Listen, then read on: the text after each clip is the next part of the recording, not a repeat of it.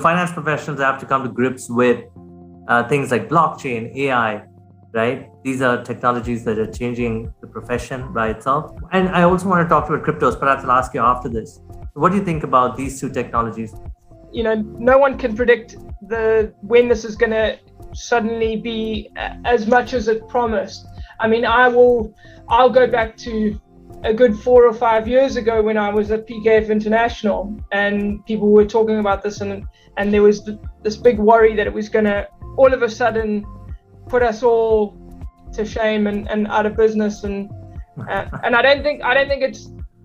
I think it's very interesting technology. People often ask me about cryptos, and I go, well, that's fun, but what's actually really interesting is what supports crypto, right? It's the blockchain underneath, and that's where you've got to be watching and learning. So I think that if you're a financial professional, it's really important that you're watching that, but I don't think it's putting you out of business tomorrow.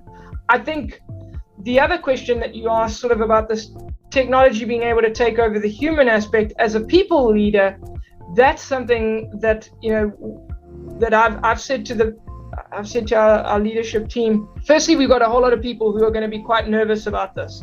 They're going to understand less than you do, and it's just going to be a worry for them. So we need to help speak into that worry.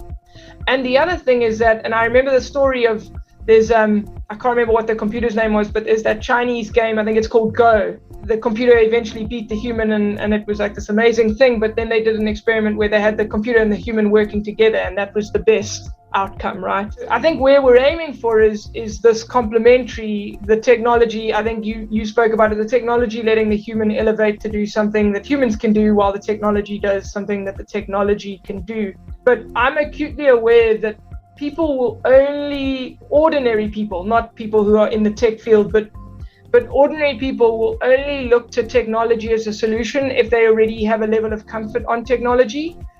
For me, because I don't think it's going to change overnight, I think that we've got to start from the ground up and get people comfortable and more comfortable, because we can't ask them to come up with a solution that uses technology if they are unsure of, how to use Word, Excel, PowerPoint, and Outlook, for example.